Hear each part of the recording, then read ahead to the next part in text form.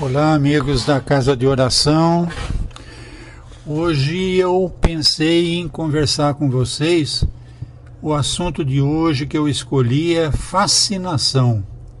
O nome é bonito, né? Tem uma música bonita, fascinação, amor. Mas a fascinação espiritual nem sempre é tão boa, não.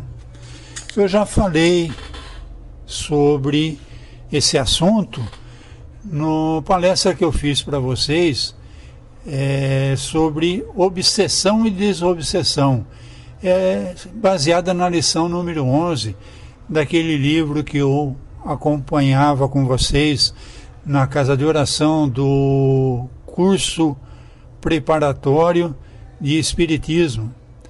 Então, eu vou deixar o link aqui na página para o caso de vocês quererem assistir essa aula número 11 do curso preparatório de Espiritismo, tá? Onde eu trato melhor desse assunto de obsessão e desobsessão. E a fascinação tem um pouco a ver.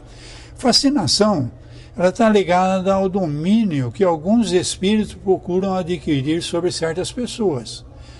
Quase nunca é praticada, senão pelos espíritos inferiores, que procuram dominar o obsediado. Nós temos uma quantidade muito maior de espíritos desencarnados do que de espíritos como nós encarnados. E esses espíritos desencarnados, eles procuram se aproximar das pessoas às quais eles se sentem ligados. Quando essa ligação é uma ligação boa, de amizade, de amor, eles não vão procurar de forma alguma prejudicar essa pessoa que eles amam. Mas quando o espírito tem um sentimento de vingança, de ódio, coisas que aconteceram nas vidas anteriores e que a gente nem se lembra, esse espírito desencarnou com um ódio muito grande de mim, e agora ele me viu aqui encarnado numa outra situação, e ele quer, de alguma forma, me prejudicar. Ou por problema de vício, ele percebe em mim uma tendência a um determinado vício, que ele é portador do vício.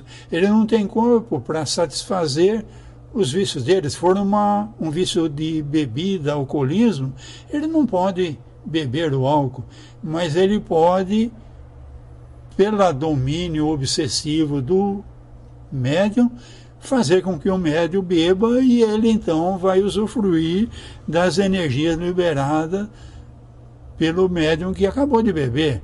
E assim com todas as outras tendências viciosas que nós temos. Então, a fascinação é a porta de entrada fácil que o espírito encontra para fazer o seu processo obsessivo, tá? Então, o termo fascinação é comumente usado para designar médiuns espíritas. Mas, no livro dos médiuns, Allan Kardec, no capítulo 14, no item 159, ele diz que todo aquele que sente, num grau qualquer, a influência dos espíritos, é por esse fato médium. Essa faculdade é inerente ao homem, não constitui, portanto, um privilégio exclusivo. Por isso mesmo, raras são as pessoas que dela não possuam alguns rudimentos. Então, mediunidade, todo mundo, de alguma forma, tem. Pode, pois, dizer-se que todos são, mas outros menos, mas todos são médiuns. Ok? Esse domínio parte sempre dos espíritos inferiores, já que os bons nunca exercem nenhum constrangimento sobre os demais. Então, o bom espírito que nos ama, que quer o bem, que quer que nos ama, ele nunca vai querer nos constranger. Agora, o mal, o vingativo, o vicioso, esse daí, então, é preciso tomar cuidado. Os bons aconselham, combatem a influência dos maus. E se nós não os escutamos, preferem se retirar. Não vão constranger ninguém, eles procuram aconselhar, combater a influência dos maus. Mas se a gente não dá ouvidos, Os maus, pelo contrário, agarram-se aos que conseguem prender. Se chegam a dominar alguém, identificam-se com o espírito da vítima e a conduzem, como se faz com uma criança. Então aí é que está o perigo, tá? Por quê? Porque o domínio de um espírito sobre um encarnado, ele ocorre em 3 níveis. Esse domínio pode começar na categoria simples, onde o espírito mau impõe-se a um médium de forma desagradável, dificultando a comunicação com os bons. Então o bom tenta livrar o médium da influência do mal. E o mal tenta por toda maneira livrar o médium da influência do bom. Então os sérios, os que têm afeição por nós, eles acabam sendo afastados porque esse mau espírito foi muito influente, e isso acontece na obsessão simples, tá? Nós vamos falar como sair disso mais na frente. No segundo nível, é a fascinação. As consequências são mais graves. Faz o médium aceitar as doutrinas mais absurdas e as teorias mais falsas, como sendo as única expressão da verdade, e pode arrastá-los a ações ridículas, comprometedoras e até mesmo bastante perigosas. Então, normalmente aqui, o espírito obsessor descobriu uma porta de entrada, que normalmente é o orgulho, a vaidade, aquela ambição desmedida que o encarnado tem. O espírito obsessor descobriu isso e ele vai exercer a sua fascinação por aí. Então ele vai se dizer: eu sou o espírito Bezerra de Menezes, nós fomos designados a fazer um trabalho juntos, a nossa doutrina é muito superior à doutrina tal e qual, e nós vamos fazer um trabalho porque somos missionários.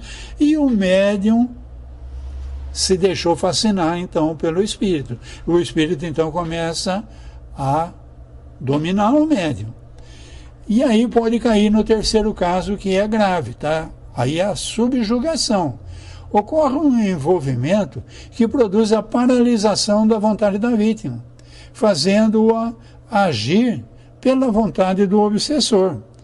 Então ele começa como uma obsessão simples, ele vai estudando esse médium, que pode ser qualquer um de nós, e vai se fazendo importante para esse médium, a ponto de o médium se deixar fascinar por esse espírito obsessor. E isso então vai se tornando tão grave que pode cair no caso que nós falamos da subjugação, tá? Na obsessão simples, ela não passa de um fato desagradável. Kardec aponta 2 medidas essenciais. Então você quer sair de uma obsessão simples, aquela ideia que fica na tua cabeça martelando ali, e você não concorda com ela, você vai dizer para esse espírito obsessor, você vai provar a ele que você não foi enganado por ele. Ô meu, sai para lá, essas ideias são tuas, eu não penso assim. Segundo, apelar fervorosamente aos bons espíritos, que lhes são simpáticos, suplicando-lhe assistência.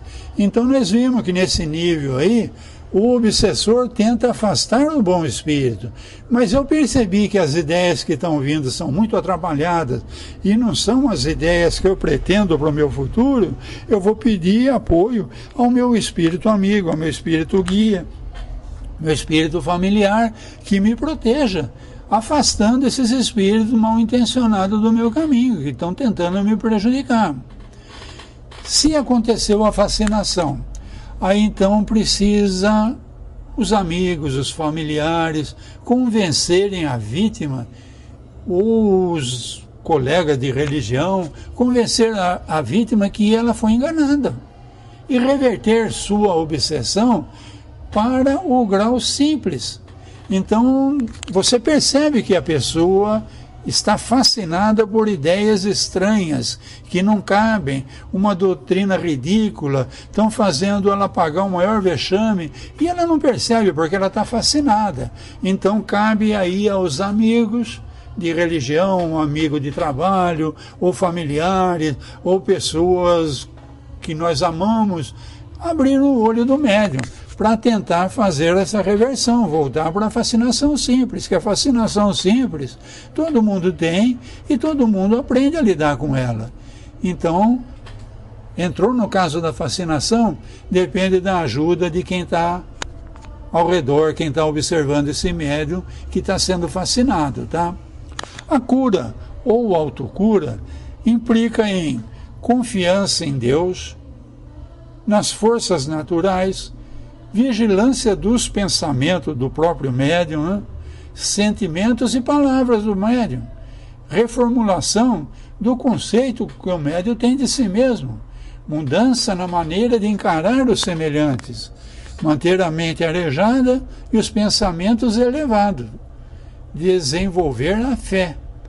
Então, muitas vezes, o médium fascinado não consegue isso sozinho, tá? Então, uma grande atitude de caridade para alguém que a gente tem ao nosso lado e que a gente percebe essa obsessão de fascinação é ajudar ele com essas mudanças que são necessárias. Jesus, em Lucas, no capítulo 5, item 14, ele diz após curar uma pessoa, ele advertiu: vá e não peques mais, para que não te suceda coisa pior. Daí a necessidade da reforma íntima e evangelização de nossas atitudes. Ok? Mas fascinação, então, é horrível. Nem sempre. Muitas vezes é uma mola propulsora. Eu fui na internet e eu encontrei no site o escritor Enéas Martins Canhadas, que tem uma teoria interessante. Então, mais ou menos assim.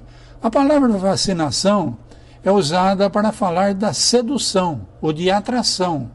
Atrair quer dizer puxar para si e também fascinar ou seduzir. Já temos aí uma ideia a respeito do que ocorre conosco quando nos sentimos fascinados.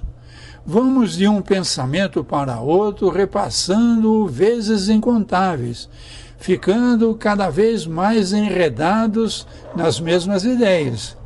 Então aí dá para diagnosticar o fascinado. Ele pensa, cai naquele pensamento recorrente. Por quê? Porque ele está fascinado por aquelas ideias, por aquela pessoa. No Livro dos Médiuns, aponta a fascinação como uma das formas clássicas de obsessão. O que nós acabamos de falar aí. A obsessão de simples, ela passa para fascinação e pode chegar até ao grau de subjugação. Explicando, o Espiritismo explica, o Livro dos Médiuns explica, que trata-se de uma ilusão criada diretamente pelo espírito no pensamento do médium. Então o obsessor fascina o médium criando uma ilusão diretamente no espírito do médium, deixando claro uma interferência de fora para dentro, distorcendo os caminhos da mente, os caminhos naturais da mente. No sentido psicológico, quando uma pessoa está fascinada, trata-se de uma admiração, um encantamento, um êxtase, um interesse desmedido por uma pessoa ou pelo objeto de fascinação. Pode ser pela aparência física, inteligência, como também por qualidades ou perfil da pessoa. Mas por que nos sentimos fascinados? Temos alguma responsabilidade nisso? Somos responsáveis pela nossa fascinação. Sócrates afirmou: o que não temos, o que não somos, o que nos falta, eis os objetos do desejo e do amor. Porém, traz sobre a consciência de cada um uma responsabilidade e a consequência dos nossos atos. Se sofremos pelo que nos falta, disso resulta que vamos querer aquilo que não possuímos. Incomoda muito perceber que alguém possui o que nos falta. Por isso queremos para nós o que vemos no outro. Procurando fazer uma síntese do que nos explica o Livro dos Médiuns e o que a psicologia nos ensina a respeito do comportamento humano, quando ficamos fascinados ou atraídos por algo ou alguém, quer dizer que estamos vulneráveis e desejosos para suprir a falta da qualidade que vemos na outra pessoa e que nos causa fascinação. Entendendo as consequências da fascinação na dimensão espiritual, podemos dizer que, sem grande esforço por parte dos espíritos que nos assediam, será fácil causar a influência, uma vez que emocionalmente já estamos sensibilizados e nos tornamos frágeis por ideias que nos fazem querer os objetos do desejo. É isso que chamamos de estar propenso, predisposto ou inclinado a fazer alguma coisa. Então o espírito obsessor, que ele tem 24 horas para ficar observando o médium que ele quer pôr no estado de fascinação, ele percebe que o médium tem essas querências todas, tem esse desejo todo, e é aí que ele vai encontrar uma porta de entrada para transformar aquela obsessão simples que é comum em todos nós num processo obsessivo de fascinação. Então quer dizer que somos imaturos como crianças? Queremos justamente o que não temos? Não é tão simples assim. O que nos falta é exatamente o que nos atrai, impulsionando-nos para frente. Podemos dizer que vivemos perseguindo satisfazer pequenas ilusões. Enquanto vivemos, sofremos e nos esforçamos buscando realizar e esperar conquistas nas nossas vidas. Temos a oportunidade para que as verdadeiras transformações íntimas possam acontecer nessa trajetória. Então, procurando uma vida melhor, procurando algo que nós admiramos muito, requer de nós um esforço, e esse esforço pode, então, acontecer uma transformação boa e verdadeira na nossa trajetória.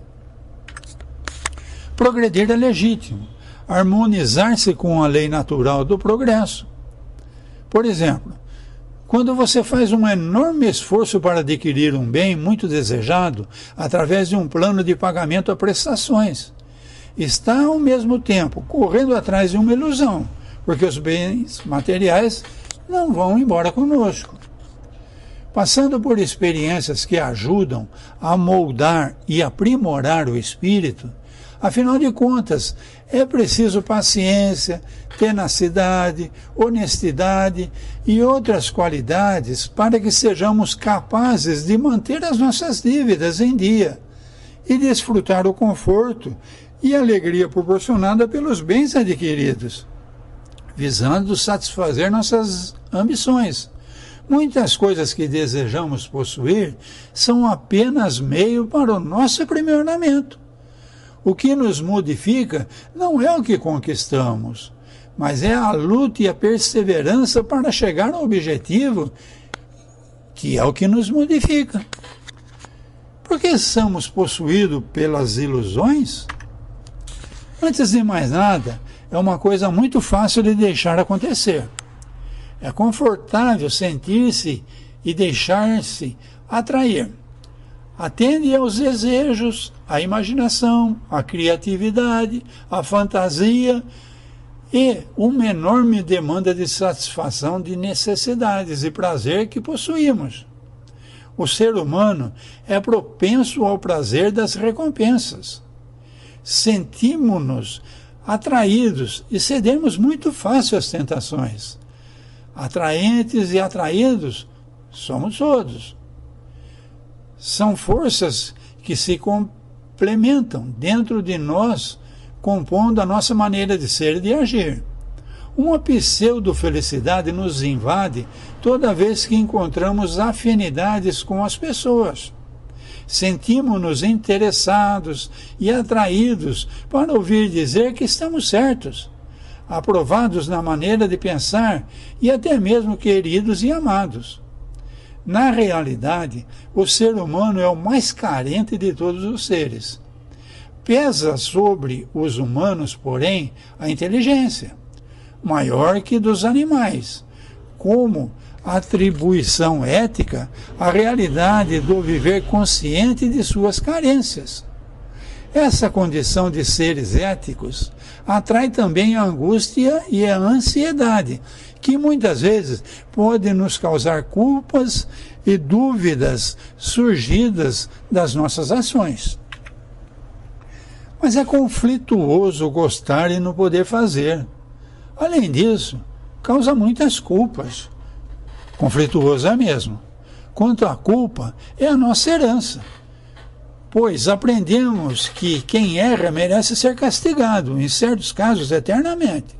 Essa compreensão perde a validade com a doutrina dos espíritos. A doutrina espírita, isso daí não acontece. Castigado eternamente, doutrina espírita diz que não.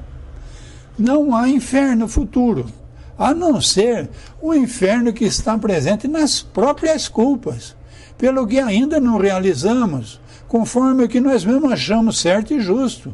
Então eu tenho culpa pelo que eu fiz errado, eu tenho culpa pelo que eu ainda não fiz e que eu acho certo e justo fazer. Ser ético que somos, nós somos seres éticos. Nos tornamos ansiosos e angustiosos por causa da culpa. Esse é o inferno.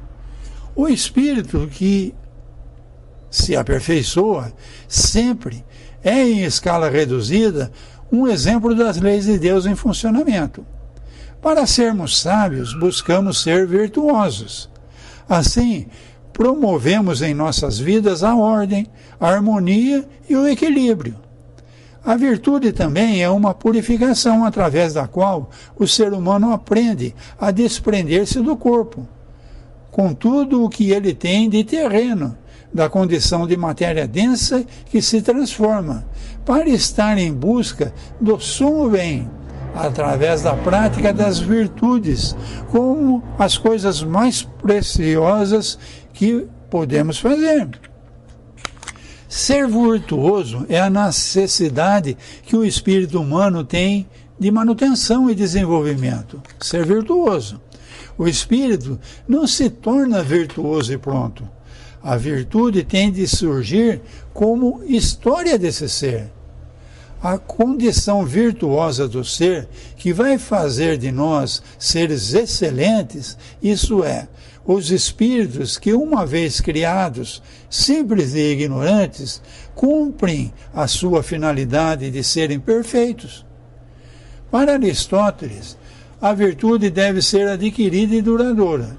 E enquanto vivemos nessa dimensão planetária, buscamos o equilíbrio, cumprimos a condição de humanização. Saímos da condição de homídeos, isso é, de projeto de homens e de mulheres, para atingir a humanização. A virtude, pois, é uma condição adquirida de fazer o bem.